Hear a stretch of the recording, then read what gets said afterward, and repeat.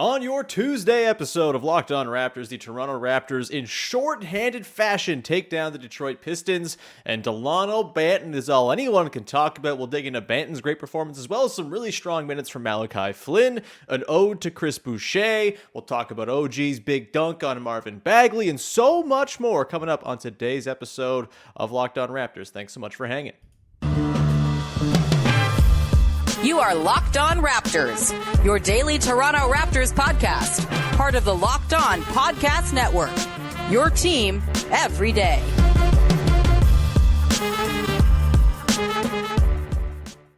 Hey, what's going on? Welcome to episode number 1282 of Locked On Raptors for Tuesday, November the 15th. I'm your host, Sean Woodley. I've been covering the Toronto Raptors now for 9 seasons on various platforms, including Post Touches, my new Substack, which you can go subscribe to get intermittent posts of my thoughts on the Toronto Raptors over there. It's on my pinned tweet at Woodley Sean. You can find the show at Locked On Raptors as well, and you can follow, subscribe to, rate, and review the podcast for free and all your favorite podcast apps. We're also on YouTube if you want to go support the show in video form. You don't got to watch every day. I wouldn't make you go through that. I don't have to make you look at my face all the time. But if you go and hit the subscribe button, it helps boost the numbers, helps with the algorithms and all that stuff. So thank you in advance for doing that. And today's show is brought to you by our friends over at BetterHelp. This episode is brought to you by BetterHelp. As the world's largest therapy service, BetterHelp has matched 3 million people with professionally licensed and vetted therapists, available 100% online. Learn more and save 10% off your first month at betterhelp.com/LockedOnNBA. All right, let's get to it. On today's show, we're digging into the Raptors' 115-111 win over the Pistons without Pascal Siakam, without Fred VanVleet, without Precious Achiuwa, without Gary Trent Jr., and without Otto Porter Jr. for the second half of the game as he left with a foot soreness thing. Hopefully he's going to be all right, not out too long. Of course, durability, always the concern with Otto Porter Jr., so definitely got the eyes up on that one, but still, a very fun performance from a Raptors team that was giving off super Tampa vibes, I gotta say. You got Malachi Flynn playing well, like he's the rookie of the month from 2021 in April. You've got a pretty sparse crowd in Detroit, although lots of Raptors fans, which is always cool to see. Poor Detroit fans, but nice to see the support going over the border. You got Chris Boucher going off as well. Lots of 2020-21 Tampa Bay vibes here, but a win, so not all Tampa. Very, very different outcome than most of the games that season. And so, yeah, we're going to dig into the big takeaways. We're going to talk about Chris Boucher, who I just think deserves a segment of his own, who's fantastic and maybe should be playing like 30-plus minutes every night. I don't know. We got the good, the bad, and the coming up later on. But I want to begin, of course, with Dalano Banton, who was just a delight last night. Career high, 27 points on 9 of 16, shooting 3 of 7 from downtown to pull his season three-point shooting percentage up to 35%. That's important. We'll talk about that. 5 boards, 4 assists, 3 steals, 2 blocks, only 2 turnovers as well. He had the ball in his hands quite a bit, so you like to see that as well. And this was just, a game I did not see coming. Let's put it that way. I have been at least a little bit tentative about the Dalano Banton minutes. I feel like he hasn't done a whole lot to kind of get the offense going in the half court as a ball handler, which is very important. And he's not really the type of guy who so far has proven he can really play off the ball. He's basically transition or bust. And this was not the case in the game against the Pistons in the fourth quarter. Him and Jaden Ivey going at it in the duel you didn't know you needed in your life. Banton had his moments of rough half court offense, almost turned it over on one possession where he kind of picked up his dribble, tried to find Juancho Hernangomez with a pass. Hernangomez hit him back. There was a turnover. It was ugly. It broke down, but then it was like a scramble pinball play, and it ended up with a Dalano Banton dunk because everything Dalano Banton did last night was charmed. There are those moments of sort of just a lack of burst, a lack of being able to turn the corner around a screen for Banton in the half court, but way better stuff overall last night, I think, in terms of the way he attacked the Pistons defense. And it should be noted before we go any further, this Pistons team sucks. It is really bad. No Cade Cunningham, obviously. They're going to be good at some point. Jaden Ivey, as we have talked about and will talk about, was a problem and is going to be very good. But, man, this Pistons team is a mess and not really the type of squad cut out to, I guess, break the Dwayne Casey curse or keep the Dwayne Casey curse going. Weird, bad team over there. They're, 3-12 now. It's not great. But either way, the Raptors were lucky they came across that Pistons team because of all the guys they're missing, and you will take this win, and you will take the small incremental steps for Dalano Banton as a half-court creator. We know in the open court, he's terrifying. He's super fast. He can go 80 feet in just a couple seconds, and, all of a sudden you're looking at a layup. The things that are going to determine his long-term future with the Raptors and, even just short-term future as a rotation player with the Raptors are more sort of the half-court stuff, the stuff you got to do to be a functional player in a half-court offense. And we saw it last night, not just with the creation of turning the corner, getting downhill, operating pick and roll, but also being able to stand and catch and shoot a three. Really, really impressive stuff from Banton last night, and I don't know how you can be any happier. They needed it badly because this was not a big offensive game from Scottie Barnes. We'll talk about Scottie and the good, the bad, and the I won't tease what part that is, but it's the middle one. There's O.G Anunoby, who had himself, I thought, a very gritty performance. He didn't shoot very well. His jump shot was way off, just 1 of 6 on threes. I think he was like 0 of 15 on those sort of stop and step back mid-range jumpers that he likes to try out. But he still found his way to just sort of bully his way to the bucket a whole bunch, got to the line 7 times. That was great, but they needed some offensive juice in this game with Barnes and OG not being the ones to provide it. And it was Dalano Banton and it was Malachi Flynn who really offered it up. We should talk about Flynn as well, because I think he's playing himself into the good graces once again, and he's doing the things that you desperately have wanted to see from him since the Raptors brought him into the league. And look, the Raptors haven't really done a great job of putting him in a great position to succeed, and I don't think it's a coincidence that you see him, for his first real extended run playing alongside Christian Koloko, find some success in the pick and roll. What was Malachi Flynn's whole thing coming out of school? He's like the best pick and roll operator in the country, and that's where his bread is going to be buttered in the NBA. The Raptors, again, I've said this before, I don't think they should be tailoring the way they play to their 13th best player, and so I've not really had a problem with them not running a lot of pick and roll. They run an offense that fits the guys that they have who are their best players. But it was really nice to see last night that sort of connection burgeoning with Christian Koloko. Koloko had 8 points in this one, got to the line 4 times, and a lot of that was off of Malachi Flynn. Flynn also scored quite a bit just coming off of Koloko's screens. There was a great drive and finish with the right hand in the first half. There was a pull-up 3 coming around the other way in the second half, and that's the comfort level that we've just never really seen from Malachi Flynn over extended periods of time as an NBA player. And, you think about, what does a situation like this for the Raptors do? There's 4 or 5 guys out of the lineup, 3 starters, some of the best defenders on the team. It's a really, really difficult situation to navigate right now. And what is the one benefit, the silver lining for these types of situations where you are down bad and really shorthanded? It's that you get guys like Malachi Flynn and Dalano Banton, very valuable full game reps. It's not just they come in for 4 minutes at the end of a half to, fill in some bench minutes. They're being relied upon. 25 minutes for Banton, 15 for Flynn to build on the 35 minutes he played in the 2 games over the weekend. This extended run helps guys get into comfort zones, gets them sort of with the reps that you need, and just maybe down the line, once you do have your guys back, you can sort of go back and say, all right, Dalano Banton, we've seen you do some stuff. You want to be a rotation guy now? You want to slot in and play some in-between lineups with these dudes? Go nuts. Same with Malachi Flynn.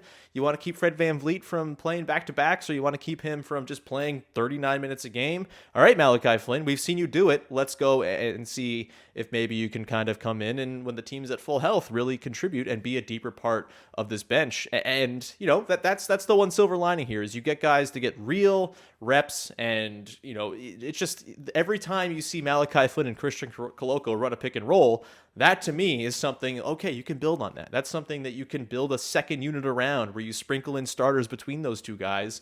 That's your backbone, and then you throw in an OG or a Gary Trent Jr. to work off of that, and that's how you build good in-between lineups. It's having these little combos that work. We've seen it with Precious Achiuwa and Chris Boucher, of course. That duo always tends to work well with whomever they play with. If you can find another duo like that, like a Flynn and a Koloko or a Banton, just to kind of slide in as this chaos agent, that's going to give the Raptors more options down the line. And that is, if there is anything good to come out of not having all your good players available, that's one. And I think Banton and Flynn, look, they got to do it more than just one night against the Pistons with a depleted roster, for sure. But I think there's a lot to build on from this game, and you got to be happy with what you've seen. In the last 3 games from Flynn, really, where he's actually gotten some rope and trust, he's looking like he has some spunk to him. He, on defense, is flying around, he's contesting, he's doing what he can at his diminutive size. I'm happy with what I'm seeing there from Malachi Flynn, and I think this game for Banton and Flynn could be a really big stepping stone going forward to them being pretty reasonable back part of the rotation contributors. Otto Porter Jr. is hurt. You can slot one of those guys in. You just want to go a little deeper in your bench. You can swap. Obviously, other guys are going to get hurt. Those guys can swap into, and the more reps you get them now, the better. And thankfully, the Raptors play 3 games between now and the Saturday after American Thanksgiving. So they got a bit of a reprieve here after a super crazy schedule. They got the Heat on Wednesday, then just a couple games between now and Thanksgiving. And so that's like a nice little break in the schedule. So hopefully there's not too many more instances where you got to rely on the Dalano Banton game to get you a win. But again, the long-term benefits here, I think the fact that you bank this win, you're up to 8-7, you're 3-3 without Pascal, like you're treading water just fine right now. And these are little seeds that could sprout down the line in the regular season, where you get, you're in February, you need Malachi Flynn to come in and run some second units, and maybe you have a little bit more in terms of reps and belief that he can actually do that when you come in. And maybe he himself has more belief that he can do that after having a really successful performance, a nice little run of performances here where he's kind of looked a little bit more legit. So all very exciting stuff. We're going to continue on here and dig into more from the Raptors win over the Pistons. And mostly we're going to talk about Chris Boucher, who was fantastic in this one, and I think is making a case to play even more than he is for the Raptors right now. We'll get to that in just 1 second. Before we do that, however, do got to tell you about our friends over at Sweatblock, who are a wonderful company that are exactly tailored to me, a very sweaty guy.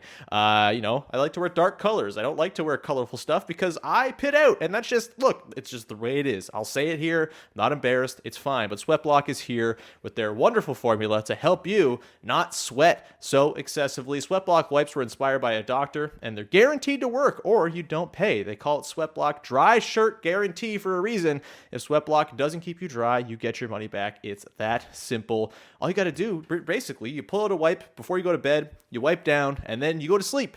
You wake up, and you are not sweating nearly as much as you were the night before. That is a wonderful way for it to all work. Go and check them out. They're a really fantastic place. You can go and get 20% off with the promo code LOCKEDON at sweatblock.com. They're also available on Amazon. If you or someone you love is experiencing embarrassing sweating, this is a wonderful gift idea. I rock with it. You should too. Go to sweatblock.com. 20% off with the promo code LOCKEDON. Today's show is also brought to you by our friends over at Rocket Money, who are helping you get out of subscriptions you don't want to be paying for anymore. You know how much money we waste on things that we don't need anymore? I do this all the time. I sign up for a thing, a service, whatever, for a 1-month trial, and then I'll forget to cancel it, and all of a sudden I'm getting monthly emails that I owe $8 to whatever it is, the thing that I signed up for, and I always forget to cancel it because I'm a fool, and I'm very bad at writing things down, and I'm terrible at admin. Well, guess what? Rocket Money is here for you. Of course, formerly known as Truebill. They are here to cancel those subscriptions for you, so you are no longer paying money that you don't want to pay. You can cancel unnecessary subscriptions with Rocket Money today. Go to rocketmoney.com/lockedon. Seriously, it could save you hundreds of dollars per year. That's rocketmoney.com/lockedon. All right, we continue on here with your first listen of the day, digging into the Raptors win over the Detroit Pistons on Monday night to move to 8-7 on the season. You got the Miami Heat coming up tomorrow as they head back home. The Heat looking a little bit more like a real basketball team, kind of getting their swag back. Beat the Suns last night. Good for them. So it'll be a tough one for the Raptors. Still, as of recording, no update on what the injury situation will be. You hope Fred VanVleet can come back from his illness. You hope that Otto Porter Jr. is not too hurt. Figure you're not getting Pascal or Precious Achiuwa back. And then, we'll see about Gary Trent Jr. But, yeah, this game, we talked about Dalano Banton and Malachi Flynn and how important they were, but we also really got to shout out Chris Boucher, man, who is just so good at basketball. It really just bears repeating. Chris Boucher is so good at basketball, and the growth for this guy, man, it's kind of staggering. If you think back to what he was even in 2019-20, the season where the Raptors go and are on a 60-win pace. It gets cut short by COVID. They stumble on this bench unit with Chris Boucher and Rondae Hollis-Jefferson, which is very effective. But, it's like this Crash Bandicoot thing, right? Chris Boucher comes in, flies around, gets some offensive boards, misses some putbacks, hits some putbacks, misses some threes. Like, he's just like a very incomplete but also effective basketball player because he's erratic. He's crazy. It's hard to really kind of game plan for a guy like that who's just coming in and he's the bull in the china shop.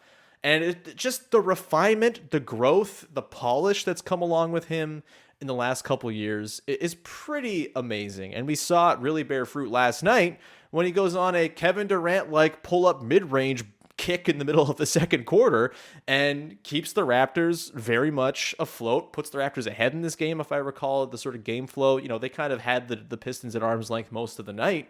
But this was like one of their better stretches of the game, was Chris Boucher coming in and just draining a bunch of mid-rangers because he felt like it. And he settled into a really good groove this season, I think. He's such a good off-ball mover. He knows exactly where to slot into, certain pockets of space to make himself a presentable target. Him and Scottie Barnes have a really good chemistry. I think last season, one of the most annoying things in the world was Chris Boucher not being ready for Scottie Barnes' passes. That's not so much the case anymore this year. We saw a really, really great high-arcing entry pass from Scottie last night in the second half into Boucher. Boucher goes up. I can't remember if he finished the play or not, but I think he did. It was just like a really, all right, that's a gorgeous pass by Scottie, and the sort of catch, quick turnaround and finish for Boucher. It's a really great skill. We talked yesterday on the show. Vivek was pointing out that Chris Boucher's mid-range game is coming along, and there's some touch there. And we saw that very much on display last night. But it's not just the 18-foot pull-ups. It's the sort of in-close. There's traffic all around. He's adjusting. He's just so smooth when he goes up for his little floaters and stuff. It's just been great to see. And then we know on defense, he kind of fits the bill exactly of what the Raptors are looking for when it comes to the guys they bring off the bench, and when it comes to the guys they fill the roster with. He's just like the epitome of Vision 6'9". And to me, I've kind of hinted at this already this season, but I think it's very clear. Chris Boucher is the fifth best player on the Raptors right now, and he should probably be getting even more run than he is. He played a little bit in the fourth quarter last night, didn't close the last few minutes, and I wonder if maybe we start to see closing Chris Boucher at some point here.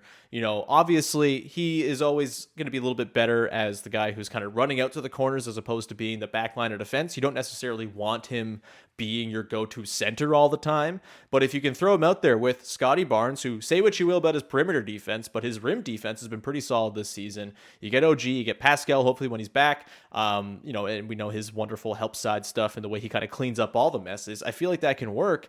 And I think I'm in. We talked before the season. All right, who's going to start? Is going to be Precious Achiuwa or Gary Trent Jr.? Obviously, Trent's been the answer to that question pretty definitively so far this year. But what if you throw Chris Boucher into that conversation and swap Gary Trent Jr. out, bring Chris Boucher in for certain matchups, or just as your regular starting five or closing five, whatever you want? That lineup of Fred VanVleet, O.G Anunoby, Scottie Barnes, Pascal Siakam, Chris Boucher, I would like to see that more. We haven't seen it so far this season. Guys in and out of the lineup, that's not very surprising. Only played 64 possessions last season, so not a ton in terms of sample for them. But in that very short sample, 99th percentile in terms of offense, 123 offensive rating. The defense, a little bit not great, about a 120 defensive rating, but still a +3 lineup, a positive lineup. That's a lineup I'd like to see once they get back to full health, if they get back to full health.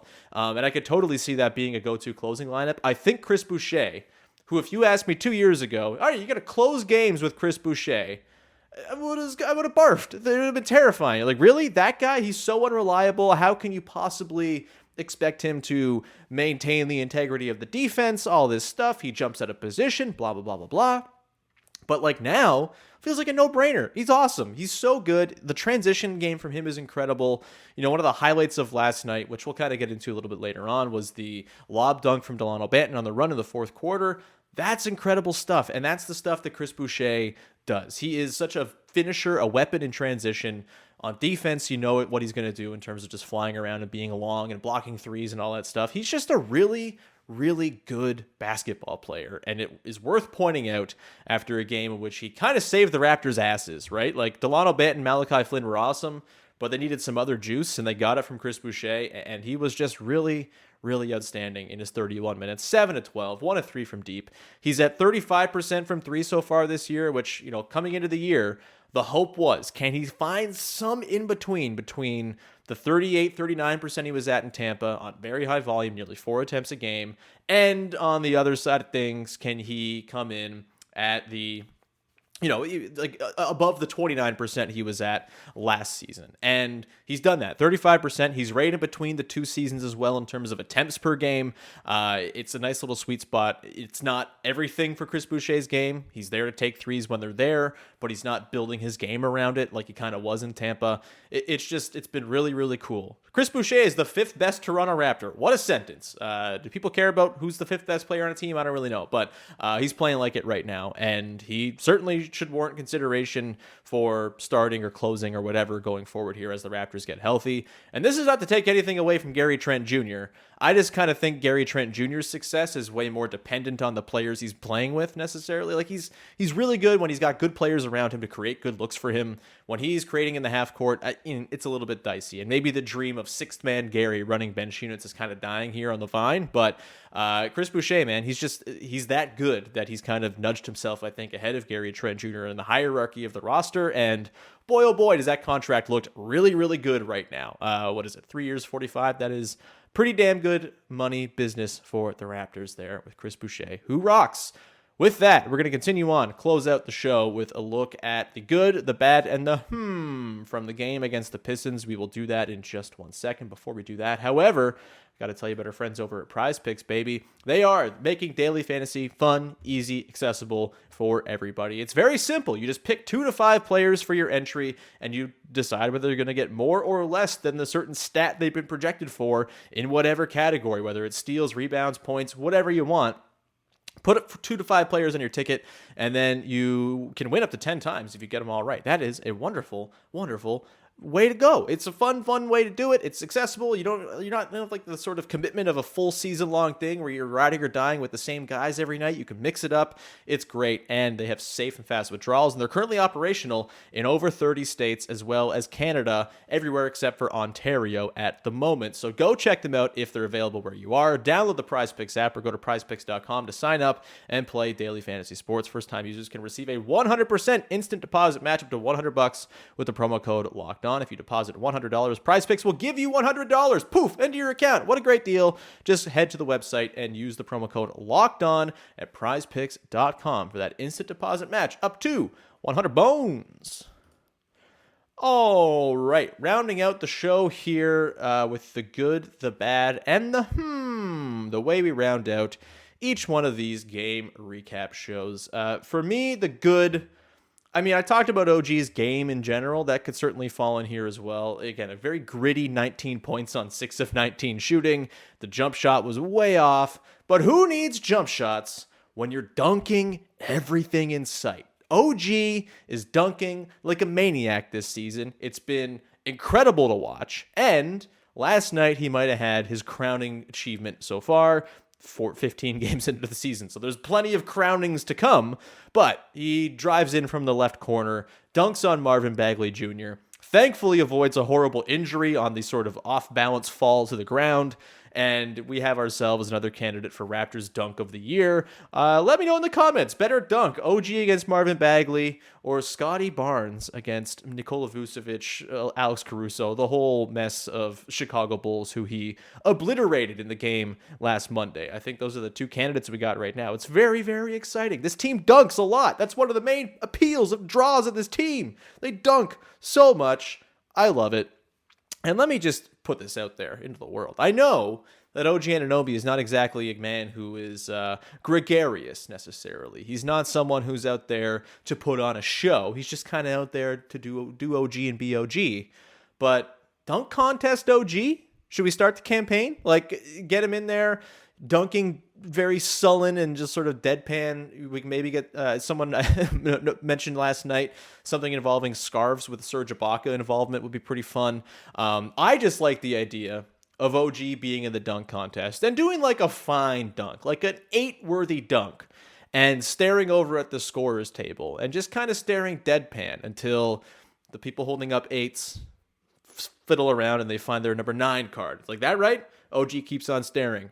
They fiddle around, they find the 10, put it up, and then it's just 50s across the board because they're scared or intimidated by the OG blank stare. That feels pretty good to me. Look, it's not going to happen. OG's not a dunk contest, man, but it would be very fun. And I think like for me, I like a heavy dunker. I like people who kind of bring the rim down. That's really OG's whole appeal as a dunker. He's just such a strong finisher. Would be pretty cool to see OG in the dunk contest. It's a very different vibe to like a DeMar or a Terrence Ross or a Jamario Moon, who are like these athletic high flyers, the acrobatics. OG just dunks mean, and he's the good with that dunk. Really, really great stuff. Also, because OG also loves dunks for all, he was the big sort of progenitor of the Chris Boucher lob dunk as well, where OG gets the block at the rim, Scottie collects it, hit ahead to Banton, Banton up to Boucher. That's beautiful stuff, baby. We love the Raptors when they're doing their transition best, and OG was a big part of that last night. So that's the good. The bad, we got to talk about it. Scottie Barnes, once again. Not the best performance from Scottie Barnes in this one. Certainly some moments. There are always moments from Scottie Barnes where he looks incredible. The sort of weird flying scoop underhand bounce pass to Dalano Banton in this one was beautiful. Sublime stuff in the first half. He had a couple of nice moments, a big dunk late in the game on he's kind of standing in the dunker spot. Delano Banton hits him and he goes up and dunks it. That was great. He also dunked in the first possession of the game, just kind of working out of that dunker spot. And, he still had the 4 assists. Like he's doing the thing where he contributes in small ways, even when he's not looking so hot. But the real bad here was the perimeter defense on Jaden Ivey in this game. And the perimeter defense has gotten to be a problem again for Scottie Barnes. I thought the first 5, 6, 7 games of the year, frankly, before Pascal Siakam went out, he was doing a wonderful job defensively. I talked about it on this show about how the way OG and Scottie were playing on the perimeter was freeing up Pascal to not have to be the solution to every defensive problem for the Raptors. And that's really, really slipped away this last little while. We're seeing Scottie be too aggressive. Like Jaden Ivey's whole thing is that guy's fast. And Scottie Barnes is getting like way up into his shirt. Just give the guy a little breathing space. The guy shot 32% on threes in college. Yeah, he's at like 35% this year, but like I would much rather Jaden Ivey, be sort of coerced into a pull-up 3 because this big, long 6'9" dude is just kind of walling off all the potential driving lanes. I'd much rather that than have Jaden Ivey see easy drives around a guy who's not the fleetest of foot laterally and just kind of plunging into the Raptors defense and causing chaos from that. That's what Ivey was doing last night. He's really good, man. He's going to be awesome. The Pistons are going to be just fine. I know Pistons fans are very depressed right now and very sad about their team, but they're going to be just fine with Ivey and Cade, I would say. Either way, Scottie's got to be better perimeter defense-wise. Again, he's had his moments as a rim protector. He had a big block last night, just kind of waiting there as it might have been Ivey kind of driving in. It might have been Bogdanovich. I can't remember exactly. I watched it this morning, and it's all blank and blurry in my head. But he had a big, nice, kind of just there as the last line of defense block in the first half. He does have his moments as a rim protector, but as a perimeter defender, it's just not been there. And it was weird last night, because O.G Anunoby's right there. And what's the OG thing? He can take any guard and make him his lunch on defense. And it's very easy for him, it seems. Trae Young, for example. Go on down the line. Jaden Ivey felt like perfect OG food in this game, and they did not put OG on him in the late going. Almost cost them the game, honestly. Except for Jeff Doughton coming in and offering some pretty good resistance against Ivey in his place. Got a block. That was nice to see. Very good Jeff Doughton time, too. But I feel bad for not talking enough about Jeff Doughton, but we'll talk about him in a sec here. But either way, like not making the switch there. I wonder if it was like Nick Nurse just kind of doing development on the fly. Just be like, you're going to learn how to guard Jaden Ivey, Scottie Barnes, if it's the last thing we do in this game. I'm not in Nick Nurse's head. I can't proclaim that's what he was thinking, but I wonder if that was going on here because like there was no reason to keep Scottie in that position. And I don't think the Raptors put him in the greatest position to succeed considering the trouble he was having with Ivey. That said, he's just got to be better and stop playing so far up and overzealous on defense. The offense, I thought the process was mostly pretty good there today or last night. He wasn't settling for jumpers too much or anything like that. He just kind of had a weird offensive game. I continue to wonder how much the ankles are bothering him, and I wonder if he's just kind of gutting it out right now because the Raptors are so depleted. And I wonder if once they get guys back, if they're just going to scoot Scottie Barnes over to the bench for a couple weeks just to kind of rest those ankles up. He's certainly going to benefit, you would think, from just 3 games in the next 11 days. But that's the bad. Scottie Barnes defensively, it's really evaporated from what was very encouraging to start the season. We'll have to see. But and look, this is all stuff that second-year players are supposed to go through. There's a lot of growing pains here. Much like everybody else on the team, life gets a lot harder for him when Pascal Siakam's not out, when Fred VanVleet's not out. Scottie can't even get his proper creation windows going because there's no space, and he's not able to benefit from Siakam and Fred being on the floor. It's tough right now, but I'm not terribly worried. Scottie Barnes is going to be just fine. He throws 3 passes a game that kind of make you imagine, oh, okay, yeah, everything's fine. And so I'm still very much on the everything's fine tip with Scottie Barnes, even if it was pretty rough last night and has been rough over the last week or so, as we've talked about already this week. My to close things out is Thad Young working from the elbows. The Gasol packages, the running with Thad Young at the elbows. It's beautiful. He had, I think, 2 different passes last night to cutters from the elbow. He is working those sort of, he'll go and work the elbow, little fake handoff, stuff like that. He'll keep it himself, get downhill sometimes. You're seeing that teams do not respect him as a shooter at all. And it would be nice to see if Thad could kind of recapture some of the weird 3-point shooting stroke he had last year after the Raptors picked him up. But, until teams worry about a shot there, it's not going to be like the most dynamic play in the world. But he is able to kind of do the keeper play, get downhill in his weird sort of scattershot way and figure it out from there. He's pretty good at spraying it out to the corners and stuff like that from that position. And I love watching Thad Young hit cutters. It's just beautiful. I think he hit Banton and Boucher last night on various cuts, and it's just, we love it. So that's my is more of that. I would like to see more of that, work it in, get more refined with it. Thad Young, I thought, was really effective last night. 26 minutes, just 2 of 4 from the field, but he had the 4 assists, 2 steals, a block, that huge offensive board late in the game as well that kept the big possession alive for the Raptors. I'm glad to see Thad is back in the mix, because the few games there where he was out were very sad to me, because I like watching Thad Young throw cool passes. And with that, we're going to round it out there. I suppose an honorable mention for is Jeff Doughton. 15 minutes, 2 of 3. Played down the stretch, played very well defensively down the stretch. It's not ideal to have Jeff Doughton, Malachi Flynn, and Dalano Banton as your 3 lead ball handlers right now, but if they're going to sort of learn on the fly and figure some things out here while Fred VanVleet and Gary Trent and Pascal Siakam are out, then you could do a lot worse, I suppose. And it's nice to see. Again, you get these reps now. You never know when it could benefit you down the line as guys get more seasoned and ready to be called upon down the line. All right. With that, we're going to round out today's show. Thank you so much for tuning in. We'll be back again tomorrow with Katie Heindel for a Whatevs Wednesday, as we usually are. Jamar Hines going to pop by on Thursday. We're going to talk about the Raptors Heat game on Wednesday, and working on a guest for Friday as well. With that, though, thank you so much for tuning in. Go make your second listen of the day Locked On Sports Today, which is hosted by Pete Bukowski. It's a wonderful download of all the stuff that happened in the sports world yesterday that you should know about, so be sure to go and check that out and support that podcast, favorite podcast apps, YouTube, the whole 9 yards. It's all there. Thank you so much. You can find me at Woodley Sean, of course, on Twitter. The show's at Locked On Raptors. Subscribe, rate, review, YouTube subscribe. That is also appreciated as well. And without any more to say, I suppose I'll wrap it here. We'll talk to you again on Wednesday with another episode of Locked On Raptors. Bye-bye.